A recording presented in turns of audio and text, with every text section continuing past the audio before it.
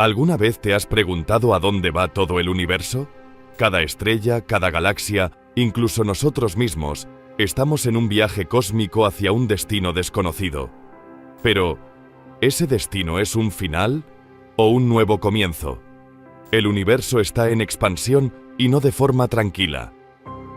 Las galaxias se alejan unas de otras a velocidades inimaginables, y la energía oscura, esa misteriosa fuerza que ni siquiera entendemos del todo, está acelerando el proceso. ¿Qué pasará cuando las estrellas se apaguen, cuando las galaxias se desvanezcan y cuando todo lo que conocemos se convierta en frío y vacío? Quedarte hasta el final podría cambiar la forma en que entiendes la existencia misma. Porque la respuesta a esta pregunta no solo revela el destino del cosmos, sino también nuestro lugar en él. ¿Estás listo para enfrentar la verdad sobre el futuro del universo?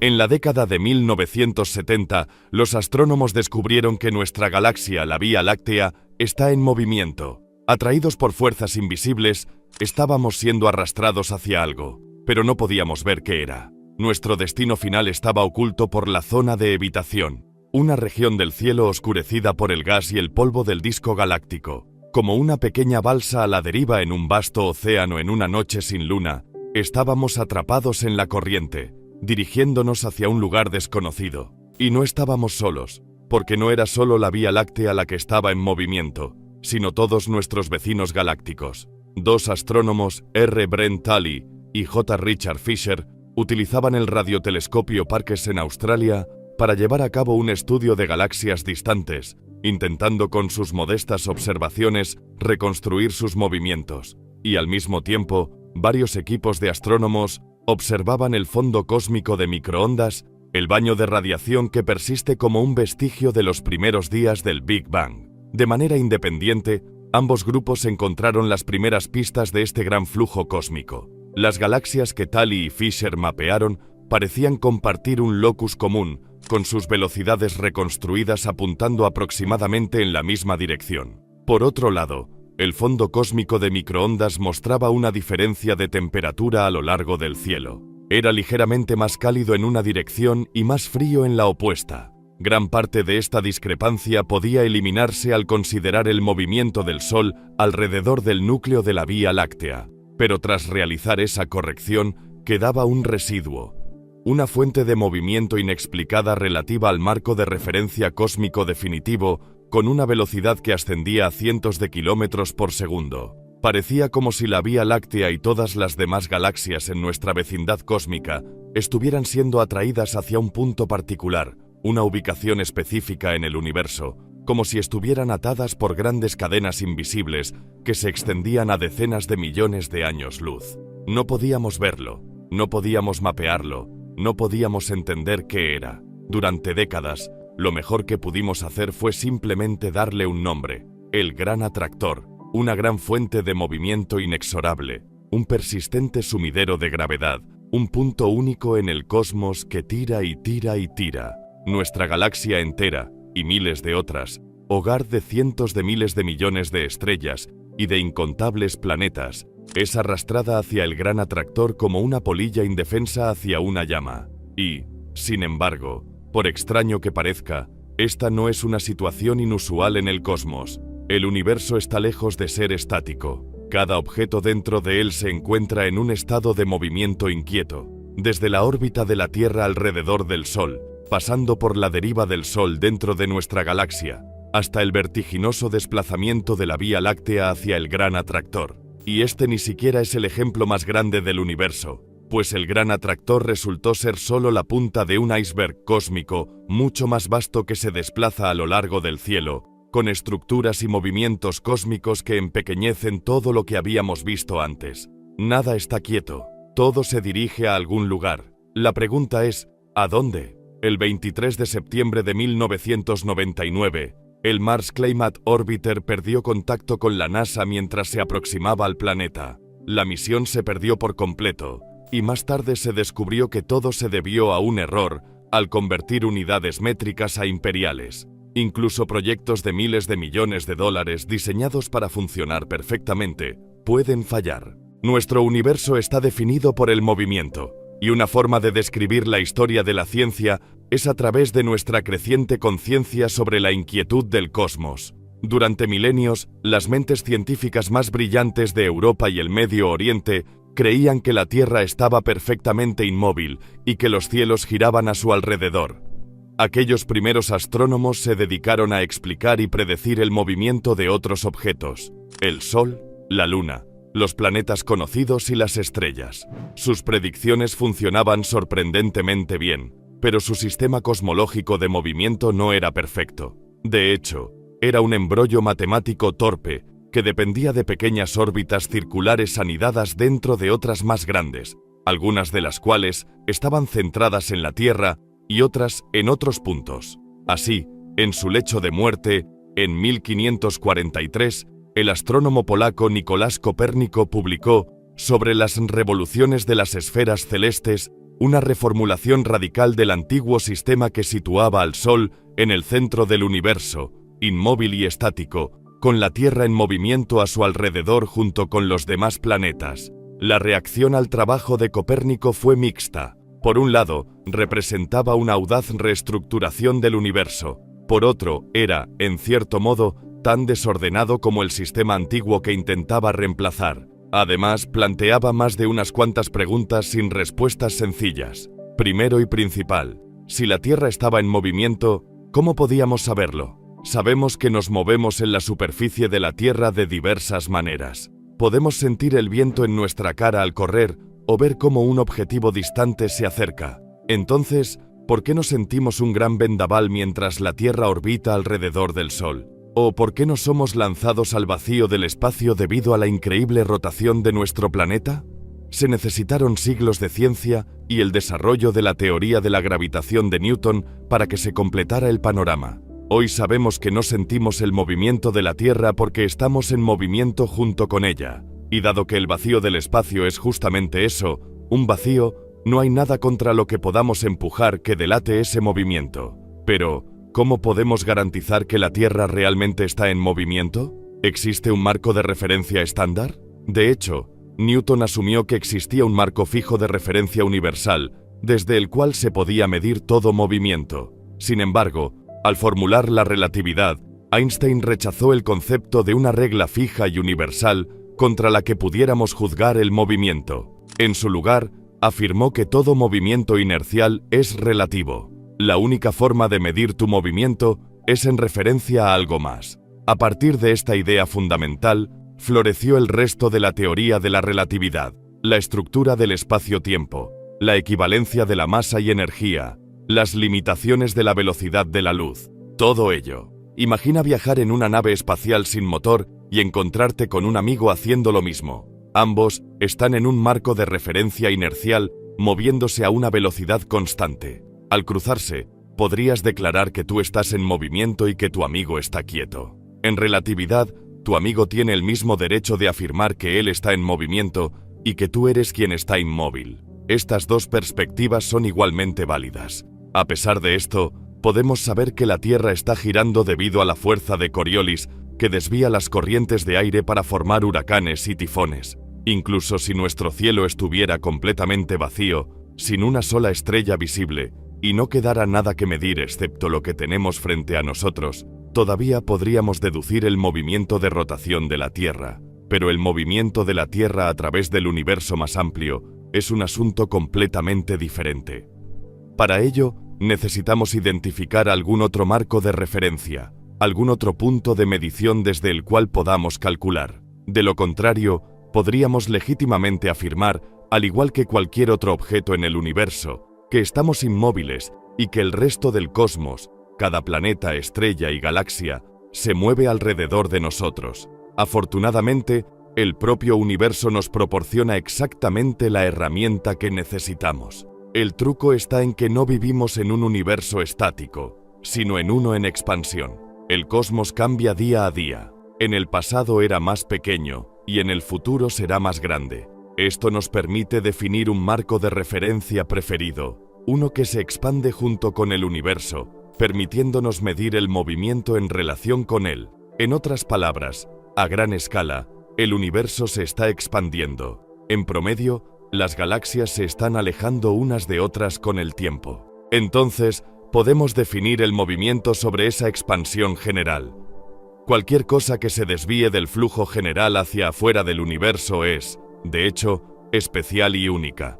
En el lenguaje de la cosmología, esto se conoce como velocidad peculiar, y estas velocidades pueden variar desde unos pocos cientos hasta unos pocos miles de kilómetros por segundo. Con este conjunto de herramientas matemáticas, los cosmólogos pueden empezar a comprender no solo la rotación de la Tierra o la órbita de nuestro planeta alrededor del Sol, sino también el movimiento del sistema solar dentro de la galaxia y la dinámica de la Vía Láctea en el universo más amplio. Así, sin siquiera sentirlo y sin dar un solo paso, recorrerás una distancia increíble a lo largo de tu vida. Primero está la rotación de la Tierra. Dependiendo de dónde te encuentres en el globo, podrías estar girando a una velocidad de hasta 1600 km por hora. Por supuesto, si estás parado en uno de los polos geográficos, tu velocidad de rotación será exactamente cero. Para la mayor parte de la humanidad, que vive en latitudes medias entre los polos y el ecuador, la velocidad típica diaria es de alrededor de 1000 km por hora. En una vida típica de aproximadamente 80 años o 700.000 horas, esto equivale a un desplazamiento de alrededor de 1000 millones de kilómetros, solo debido a la rotación de la Tierra. Pero la Tierra también orbita alrededor del Sol a una velocidad promedio de 30 kilómetros por segundo. Durante tu vida, esto suma otros 80.000 millones de kilómetros de movimiento total.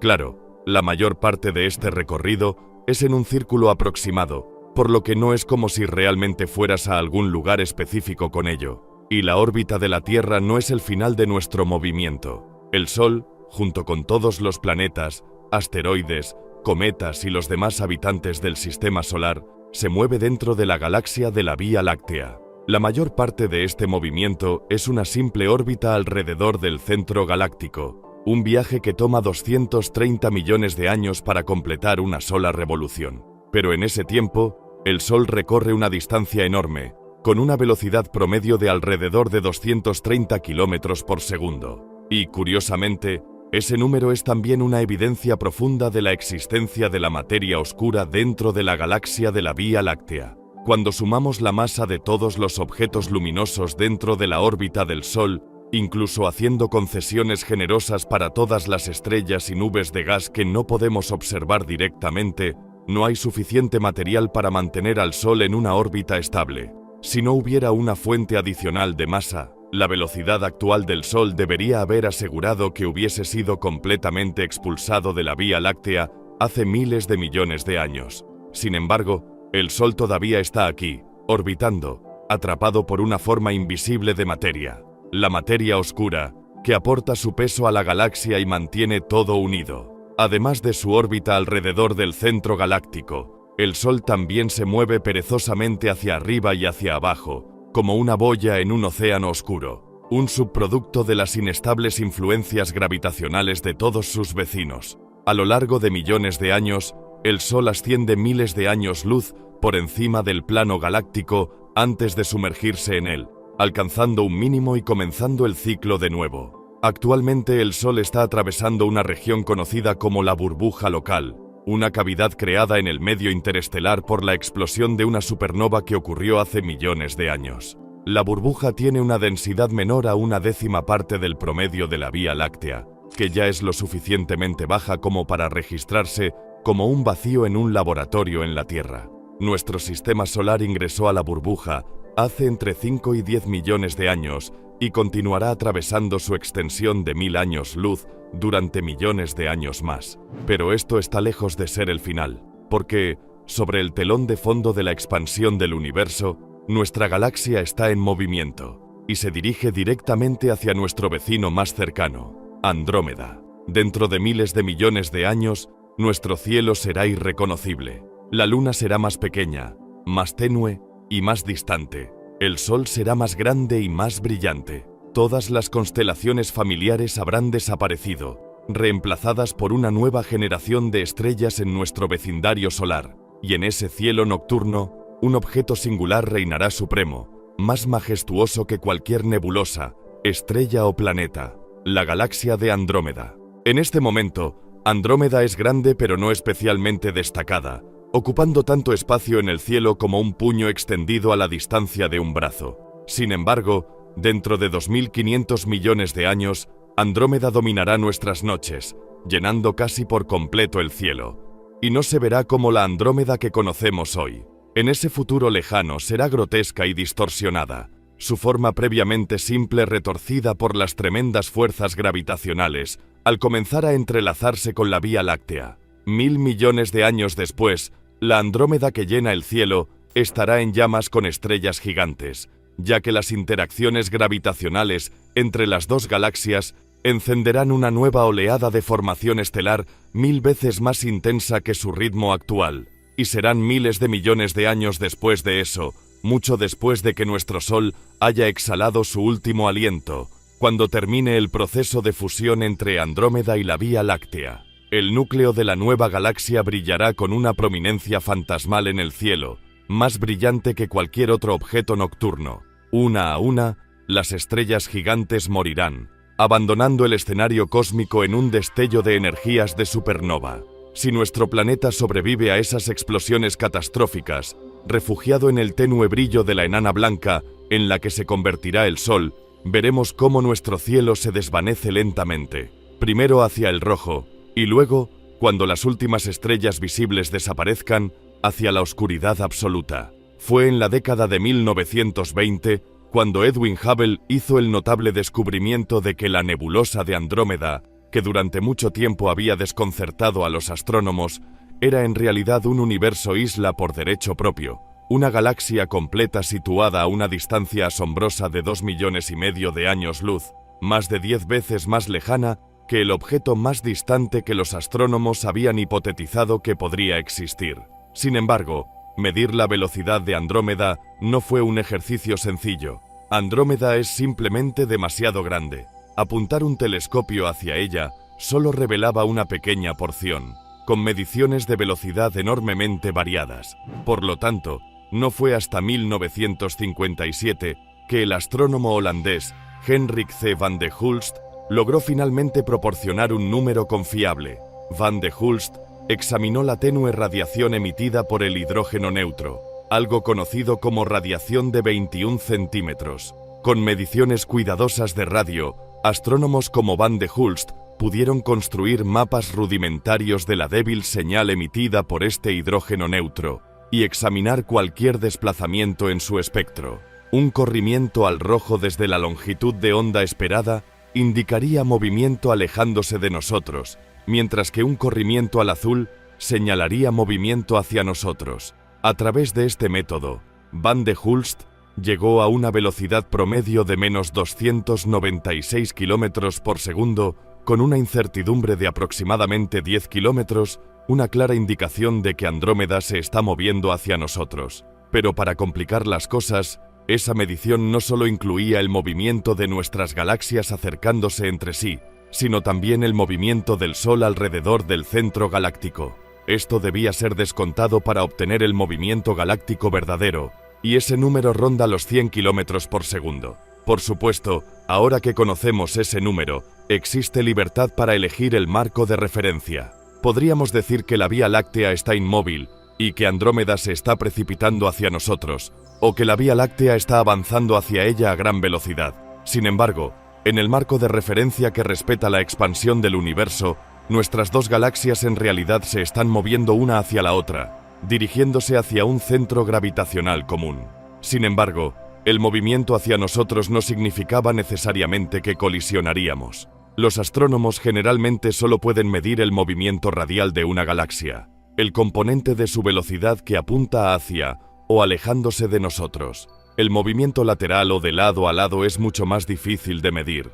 No fue hasta 2012, cuando un equipo de astrónomos liderado por Sang-Mo Tony-Son utilizó el telescopio espacial Hubble para medir las velocidades de miles de estrellas dentro de Andrómeda, que tuvimos nuestra primera imagen clara de su verdadera trayectoria tridimensional. Fue entonces cuando nos dimos cuenta de que realmente estábamos en rumbo de colisión. La diversión comienza en tan solo 2,000 millones de años. A medida que nuestras galaxias se acerquen, sus inmensas interacciones gravitacionales comenzarán a distorsionarlas y remodelarlas. La causa es la misma física que gobierna las mareas oceánicas en la Tierra. Las partes de cada galaxia más cercanas entre sí recibirán una atracción gravitacional más fuerte que el resto, mientras que las partes en los lados opuestos recibirán la atracción más débil.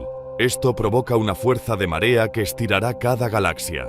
A veces, brazos espirales enteros pueden desprenderse de una galaxia, causando un fenómeno conocido como cola de marea, una extensión de intensa formación estelar que se extiende a lo largo de decenas de miles de años luz. Entre las galaxias, a menudo se desarrolla un puente de gas y estrellas, como si las galaxias se estuvieran alcanzando mutuamente. Cuando finalmente ocurra el evento de fusión, dentro de unos 5.000 millones de años, no será como un choque repentino de automóviles. La mayor parte del volumen de cada galaxia es espacio casi vacío, compuesto por poco más que una fina dispersión de plasma estirada entre las estrellas. Mientras tanto, el gas se entrelazará formando frentes de choque y complejas ondas de perturbaciones. Las estrellas simplemente pasan una junto a la otra como dos enjambres de abejas. Pero eso no significa que las estrellas salgan ilesas. En medio de una fusión galáctica, las estrellas se acercarán peligrosamente unas a otras, no lo suficiente como para emparejarse y fusionarse, pero sí lo bastante cerca como para alterar sus órbitas. En resumen, todo se convertirá en caos. El plano de los discos galácticos será reemplazado por un lío enredado de órbitas complejas y superpuestas. La mayoría de las estrellas sobrevivirán en esta nueva realidad, pero algunas serán dispersadas, recibiendo aumentos de energía de encuentros cercanos, lanzadas lejos de su hogar galáctico para siempre. El primer paso de la fusión tomará más de 100 millones de años para completarse, y se repetirá varias veces durante unos pocos cientos de millones de años, con cada ciclo de colisión, interacción y separación volviéndose progresivamente más corto. Cada una de estas interacciones conducirá a una nueva ronda de formación estelar y compresión y fragmentación de gas. En su pico, el proceso de formación estelar en la galaxia fusionada podría alcanzar más de 1000 veces su tasa actual. Y así, por un breve momento, será hermoso. La galaxia fusionada adornada con millones de estrellas recién nacidas, brillando en blanco y azul, una deslumbrante liberación de las titánicas energías que impulsaron la colisión. Pero luego, tristemente, llega el trágico final. Las galaxias tienen solo un suministro limitado de gas para convertirlo en nuevas generaciones de estrellas. Dejadas a su suerte, una galaxia como la Vía Láctea puede consumir sus reservas durante más de 100.000 millones de años. Pero el acto de la colisión quema demasiado rápido, agotando rápidamente reservorio tras reservorio de gas en las intensas rondas de formación estelar. Una vez que esas estrellas mueren, quedará relativamente poco para formar nuevas, y las únicas estrellas restantes dentro de la galaxia serán las enanas de larga vida, pequeñas, tenues y rojas. La galaxia fusionada, algunos astrónomos la llaman Milcomeda, se convertirá en una gigantesca elíptica, grande, roja, ovoide, incapaz de realizar formación estelar sustancial y condenada a simplemente pasar los días observando cómo su población de estrellas cae una por una. Por supuesto, todo esto es hipotético. Nuestra mejor suposición sobre cómo se desarrollará este evento masivo y algunas de las simulaciones más recientes han planteado la posibilidad de que no suceda hasta dentro de otros 8.000 millones de años, si es que ocurre. Los astrónomos no pueden, por supuesto, observar las fusiones galácticas en tiempo real, ya que el proceso tarda cientos de millones de años en completarse. En su lugar, lo que tenemos son instantáneas, el inicio de una fusión aquí o el resultado final allá, un caleidoscopio de catástrofes capturado en este momento específico en el tiempo. Tomemos las galaxias ratón, un par de galaxias interactuando a 290 millones de años luz de distancia. Reciben este nombre porque sus largas colas de marea las hacen parecer dos ratones acurrucados juntas. Las galaxias acaban de comenzar el proceso de fusión y las subsiguientes distorsiones gravitacionales, y en 2023 los astrónomos utilizaron el telescopio espacial James Webb para observar ARP 220, un par de galaxias atrapadas en medio de su fusión. situadas a 250 millones de años luz de distancia. La fusión desencadenó una ronda de formación estelar tan intensa que la galaxia ahora brilla más de 100 veces más que la Vía Láctea. Pero ya la formación estelar se ha detenido. Lo que estamos viendo actualmente es el resplandor de las estrellas ya encendidas. A lo largo del universo, los astrónomos observan incontables galaxias atrapadas en el acto, en una variedad de etapas e interacciones. Hay galaxias colisionando de frente y otras apenas rozándose. A veces están perpendiculares y otras veces sus brazos espirales se estrellan entre sí. A veces más de dos están atrapadas en una lucha por la dominancia gravitacional. Y así, el proceso de fusiones galácticas comenzó hace miles de millones de años, incluso antes de que las galaxias mismas surgieran, y continuará en el futuro, porque el viaje de la Vía Láctea no termina en su fusión con Andrómeda. Nuestro movimiento a través del universo está lejos de terminar y se dirige hacia una dirección que apenas entendemos. Más allá del gran atractor, a veces las matemáticas pueden ser una bola de cristal que permite al observador cuidadoso asomarse a los remotos alcances del espacio y el tiempo. Y a veces, esa bola de cristal comienza su propia historia en un espacio y tiempo muy distantes de la cosmología moderna. Tomemos las amplias consecuencias del trabajo del matemático francés Gaspard Monge, aunque él no lo supiera en ese momento. En su rol como ministro de la Marina en la Francia revolucionaria en 1792, estaba más interesado en resolver problemas de optimización en el transporte de mercancías. Décadas más tarde, el gran pionero André-Marie Ampère tomó el trabajo de Monge y lo amplió, generando una ecuación que desde entonces ha encontrado aplicación en diversos contextos económicos, por ejemplo, en encontrar la forma más eficiente de mover recursos entre minas y fábricas. Y en medio de la Segunda Guerra Mundial, el matemático soviético Leonid Kantorovich llevó el trabajo de Monge y Ampère al siguiente nivel, extendiendo y aplicando sus ecuaciones a los espinosos problemas logísticos enfrentados por la máquina de guerra soviética. Pero finalmente, en un hermoso ejemplo de la universalidad de la física, en la década de 1970, el cosmólogo canadiense-estadounidense Jim Peebles se dio cuenta de que las mismas ecuaciones podían usarse para describir el movimiento eficiente de masa en el ensamblaje y formación de galaxias. Proveniente de un entorno humilde, hijo de un trabajador en una bolsa de granos y una ama de casa, Jim estudiaría en la Universidad de Princeton y eventualmente se convertiría en una figura clave en el campo de la cosmología.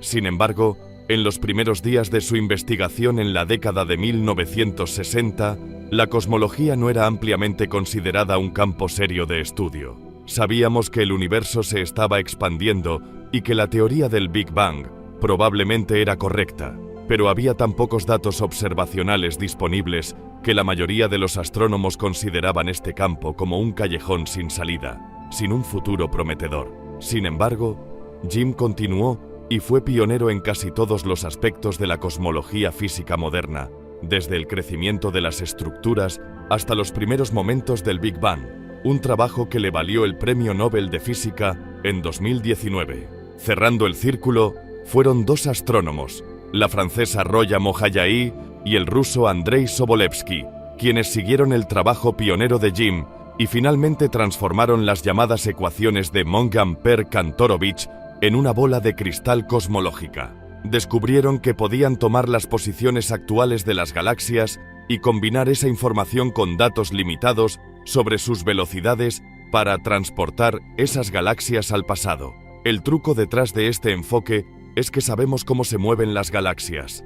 Están influenciadas por su atracción gravitacional mutua y sabemos cómo funciona la gravedad. Esta técnica permite a los cosmólogos tomar el estado actual de una colección de galaxias y calcular dónde deberían haber estado en el pasado. No es una técnica perfecta. Cada paso hacia atrás en el tiempo introduce incertidumbres cada vez mayores y no puede retroceder hasta el Big Bang, pero funciona. Con este método, Brent Tully y sus colaboradores han publicado catálogos actualizados continuamente llamados Cosmic Flows, que mapean decenas de miles de galaxias alrededor de la Vía Láctea junto con sus posiciones hace miles de millones de años. Esa información permite a Tully y sus colegas reconstruir los movimientos de las galaxias a través del tiempo cósmico, no solo hacia el pasado, sino también hacia el futuro, dándoles la capacidad de predecir hacia dónde se dirige la Vía Láctea. Y es a través de esta técnica, una combinación de observaciones intensas y cuidadosas junto con ingeniosas bolas de cristal matemáticas, que finalmente podemos comprender la forma y la influencia del gran atractor, y cuál será nuestro destino final en el universo. La expansión del universo nos permite construir un marco de referencia preferido desde el cual podemos juzgar todo movimiento, es decir, su movimiento relativo al flujo general de expansión. Podemos crear mapas detallados de la velocidad de las galaxias cercanas para intentar determinar ese flujo general, un trabajo laborioso y propenso a errores. Sin embargo, afortunadamente, el propio universo nos proporciona una instantánea de ese marco de referencia cosmológico. La confirmación de la existencia del gran atractor no provino de mapas de galaxias locales, sino de la fuente de luz definitiva de todo el universo. El fondo cósmico de microondas, CMB, por sus siglas en inglés. El CMB se generó cuando el universo tenía aproximadamente 380.000 años de edad, durante la transición de un plasma caliente y denso a un gas ligeramente menos caliente pero neutral, que inundó el cosmos con radiación.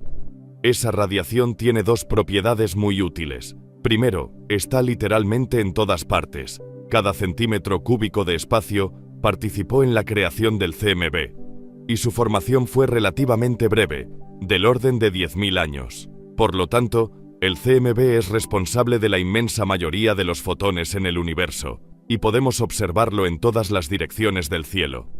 Donde sea que vayas en el universo, siempre verás el CMB, asumiendo que cuentes con receptores de microondas sensibles. En segundo lugar, el CMB es casi perfectamente uniforme, con desviaciones de temperatura no mayores a aproximadamente una parte en 1.000.000, lo que refleja la casi pura homogeneidad del universo temprano. Esto significa que estamos rodeados por todos lados de una radiación casi perfectamente homogénea, creada en un momento singular del pasado distante. Es una instantánea medible del marco de referencia cosmológico. Cualquier movimiento dentro del universo en relación con ese marco distorsionará nuestra imagen del CMB. Aparecerá desplazado hacia el azul en nuestra dirección de movimiento y hacia el rojo en la dirección opuesta. Y eso es exactamente lo que observamos. El CMB es más caliente por aproximadamente 0,035 Kelvin en la dirección de la constelación de Leo, y más frío en esa misma cantidad en la dirección de la constelación de Acuario. La única forma de explicar esta discrepancia de temperatura, conocida como dipolo, es nuestro movimiento relativo al CMB y, por ende, al marco de referencia cosmológico. Para que se produzca este desplazamiento medido, nuestra velocidad debe ser de aproximadamente 600 km por segundo. Por supuesto, una parte de esa velocidad se debe a la órbita del Sol alrededor del centro de la Vía Láctea y otra parte a nuestra inevitable colisión con Andrómeda. Pero incluso después de restar esos factores, aún queda un residuo de aproximadamente 300 km por segundo. Y la dirección de ese movimiento, una vez contabilizada la órbita del Sol y la trayectoria de colisión de la Vía Láctea, apunta directamente hacia el gran atractor. Las grandes estructuras de nuestro universo se han formado a lo largo de miles de millones de años de movimiento incesante y continuo. La Vía Láctea comenzó siendo pequeña, con apenas unos pocos miles de estrellas agrupadas en la oscuridad, pero nació en movimiento, y a través de fusiones sucesivas, creció hasta alcanzar su estado actual. Esta misma historia se ha repetido billones de veces en todo el universo visible, creando galaxia tras galaxia. Esta es la historia de la formación jerárquica de estructuras, de cómo nuestro universo se construyó como una majestuosa obra de Lego, ladrillo a ladrillo. Existen jerarquías de estructura en el universo, galaxias, grupos, cúmulos y supercúmulos, y junto con esa jerarquía de estructuras viene una jerarquía de movimiento. Las galaxias ya se han formado a partir de innumerables fusiones en el pasado. Los grupos, como el grupo local que contiene la Vía Láctea, Andrómeda, Triangulum y una serie de galaxias enanas más pequeñas, todavía están en proceso de colapso y fusión. Aproximadamente 100.000 millones de años después de la colisión entre la Vía Láctea y Andrómeda, los demás miembros del grupo local también colapsarán junto a ellas, formando una única megagalaxia. Los grupos de galaxias, como el grupo local, también están en movimiento, atravesando las vastedades del universo hacia sus centros locales de atracción gravitacional, los cúmulos de galaxias. El cúmulo más cercano a nosotros es el cúmulo de Virgo, hogar ya de miles de galaxias y que atrae a decenas de miles más hacia él. Además del movimiento de la Vía Láctea hacia Andrómeda, como grupo también estamos cayendo hacia Virgo. Este proceso comenzó durante los primeros momentos del Big Bang, pero se aceleró hace apenas unos pocos miles de millones de años. A medida que cúmulos como Virgo crecieron, ejercieron una mayor influencia gravitacional sobre sus alrededores, atrayendo más material hacia ellos, lo que aumentó su masa y, a su vez, su gravedad. Hace mucho tiempo, el naciente cúmulo de Virgo empezó a ejercer un leve tirón gravitacional sobre el grupo local, y a medida que el cúmulo creció, ese leve tirón se convirtió en una fuerza formidable. Este crecimiento impulsado por la gravedad no se detiene a nivel de los cúmulos. Los cúmulos son las estructuras más grandes unidas gravitacionalmente en el universo. Ya están formados, ya están completos, y simplemente ansían más materia.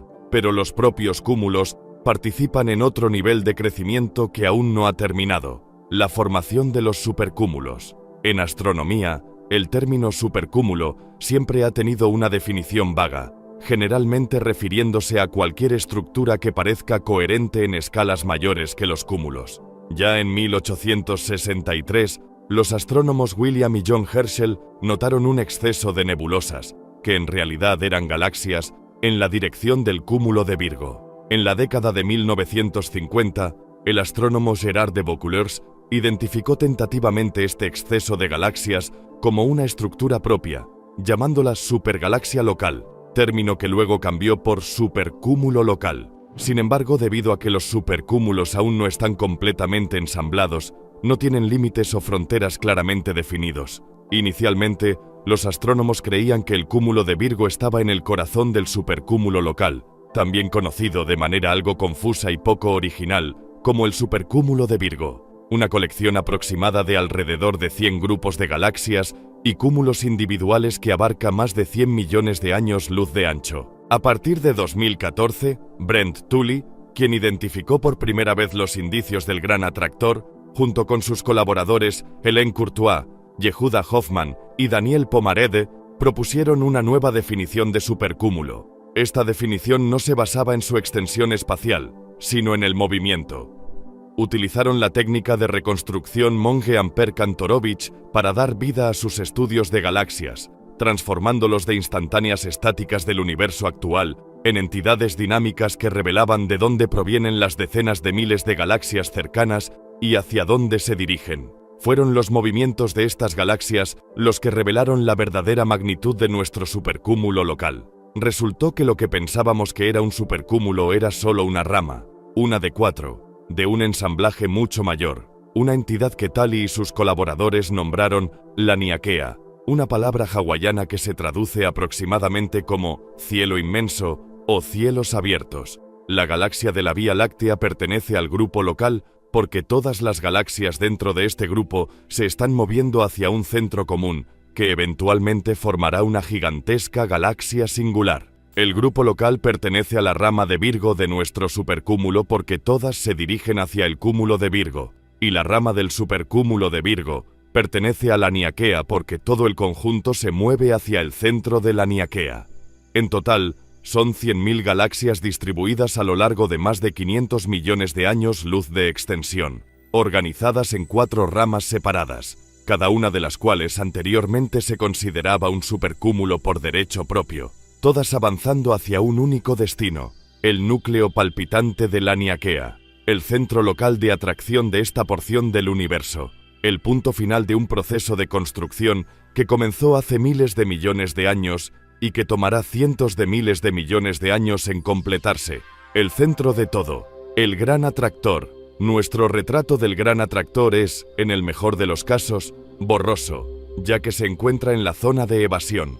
una dirección en el universo oscurecida por el polvo de nuestra propia galaxia. Sin embargo, algunas longitudes de onda de luz pueden atravesar ese polvo, y estudios realizados con radio, infrarrojo y rayos X nos han ofrecido vislumbres de lo que yace más allá del velo y de lo que podría encontrarse dentro de la región del Gran Atractor. Según nuestras mejores estimaciones, el corazón de la Niaquea, el punto focal de la gran migración de 100.000 galaxias, incluida la Vía Láctea, es el cúmulo de Norma, llamado así por la constelación a través de la cual debemos observar para verlo.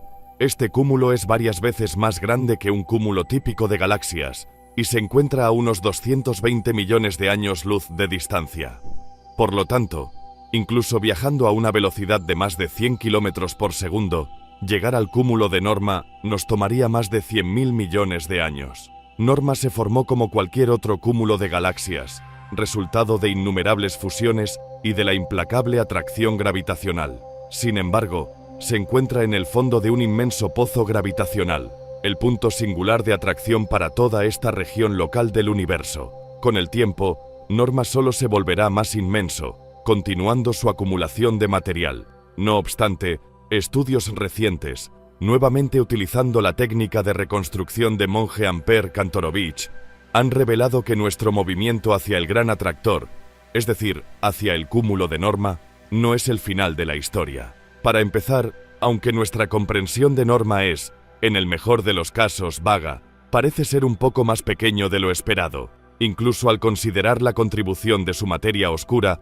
la atracción gravitacional de Norma no es lo suficientemente grande como para explicar la velocidad con la que nos movemos hacia el Gran Atractor. En otras palabras, el Gran Atractor no es tan grande como inicialmente se pensaba. Parece haber otra fuente adicional de atracción aún más lejana al cúmulo de Norma. Este último también parece estar en movimiento, atraído por una entidad aún mayor, a más de 650 millones de años luz de distancia. Esta estructura fue observada por primera vez por Harlow Shapley del Observatorio de Harvard en 1930, quien solo pudo percibir débilmente una nebulosidad distante. Pero ahora sabemos que se trata de otro supercúmulo, el vecino más cercano al nuestro, la Niaquea, y según lo que podemos determinar, es un supercúmulo aún más grande que el nuestro. La increíble masa del supercúmulo de Shapley está influyendo en cada galaxia, cada grupo y cada cúmulo a su alrededor, en un radio de cientos de millones de años luz. Si le diéramos al universo suficiente tiempo para que todo este movimiento continúe sin interrupciones, la Niaquea se transformaría en un solo objeto compacto, una versión mucho más inmensa del cúmulo de Norma que actualmente ocupa su centro. Eventualmente, este objeto se dirigiría hacia otro similar situado en el centro del supercúmulo de Shapley. Incluso hay indicios de movimientos adicionales a escalas aún mayores. En 2008, el astrónomo de la NASA Alexander Kaslinsky estaba observando una señal sutil encontrada en el fondo cósmico de microondas. Conocido como el efecto cinemático Sunyaev-Zeldovich, es una diminuta huella causada cuando la luz del fondo cósmico pasa a través de un cúmulo de galaxias en su camino hacia nosotros. Comparando estas señales en diferentes regiones del cielo, Kaslinsky descubrió que parecía haber un gran flujo de cúmulos hacia una dirección en nuestro cielo, entre las constelaciones de Centauro y Vela. Este aparente flujo oscuro, como Kaslinsky lo denominó, tenía una velocidad de entre 600 y 1000 km por segundo, más rápido que nuestro propio movimiento hacia el Gran Atractor, y ese movimiento involucraba una porción significativa de los cúmulos del universo. El enigma intrigante de este flujo oscuro es que las diferencias de densidad en el universo no son lo suficientemente grandes como para explicar esa velocidad. Simplemente no hay suficiente material reunido en una sola región del universo para justificar un movimiento tan grande y coherente. Sin embargo, al regresar al problema, en 2013, científicos del satélite Planck de la ESA no encontraron evidencia del flujo oscuro, aunque el debate continúa. Ya sea que el flujo oscuro sea una característica real de nuestro cosmos o no, todavía hay ecos que resuenan desde el pasado distante. Cuando el universo tenía solo unos pocos cientos de miles de años, era más de 1 millón de veces más pequeño que en la actualidad, y toda la materia del universo estaba comprimida en un plasma caliente y denso.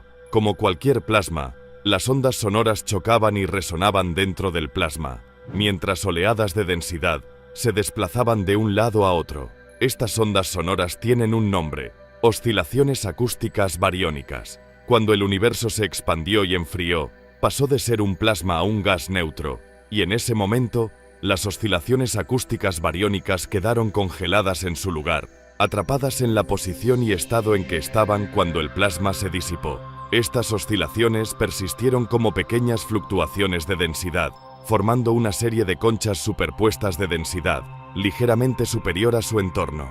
Con el tiempo, estas regiones crecieron, acumulando más materia de lo normal, y después de cientos de millones de años, más galaxias que el promedio. Hoy en día, los cosmólogos mapean la huella de las oscilaciones acústicas en extensos estudios de galaxias, utilizándolas para probar modelos sobre la historia del universo.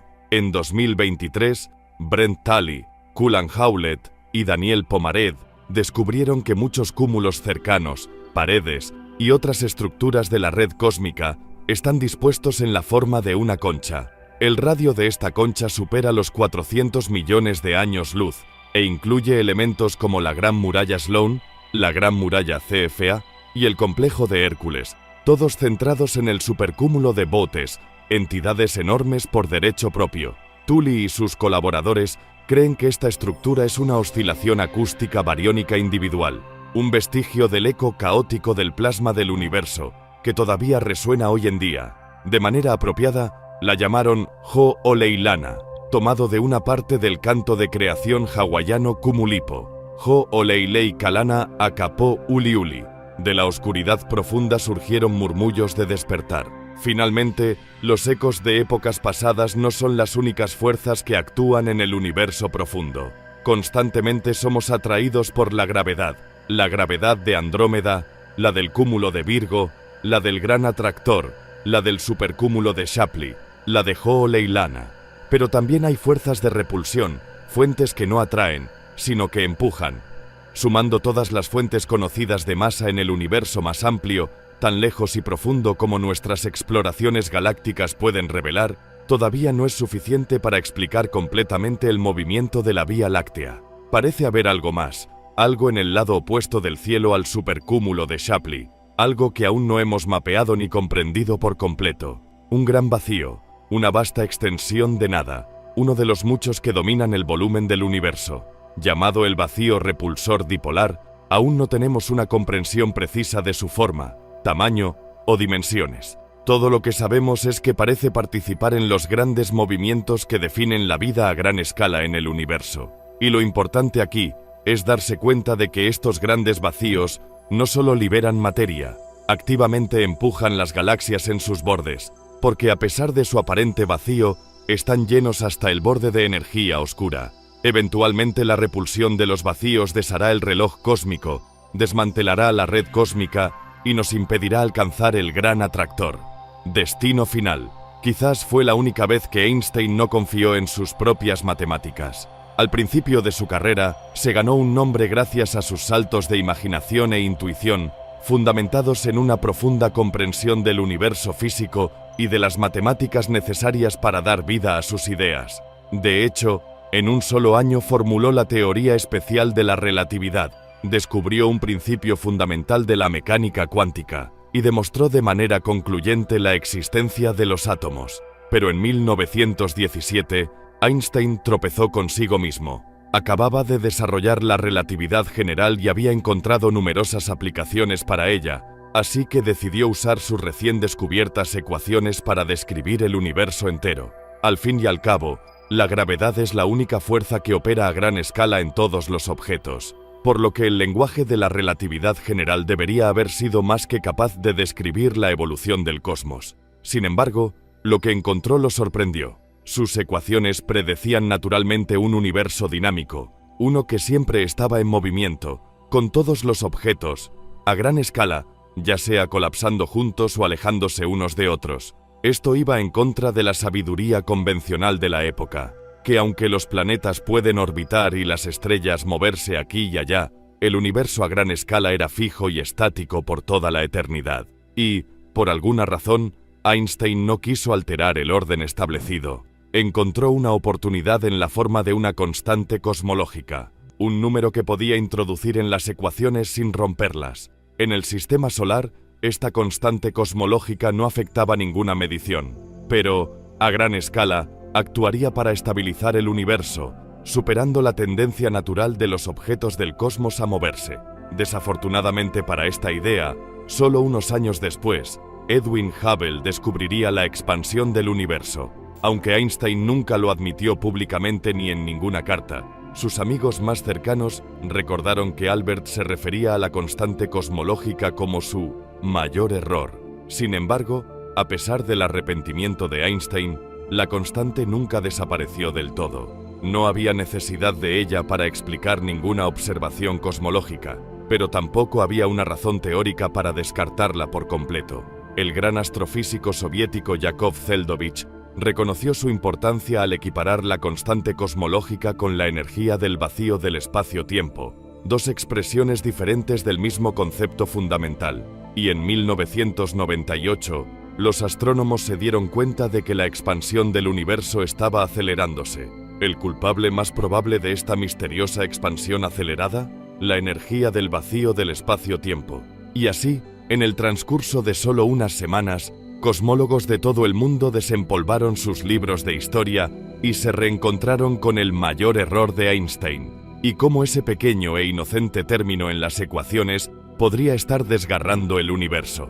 El grupo local, el cúmulo de Virgo, el supercúmulo Laniakea, todos se construyeron átomo por átomo, galaxia por galaxia.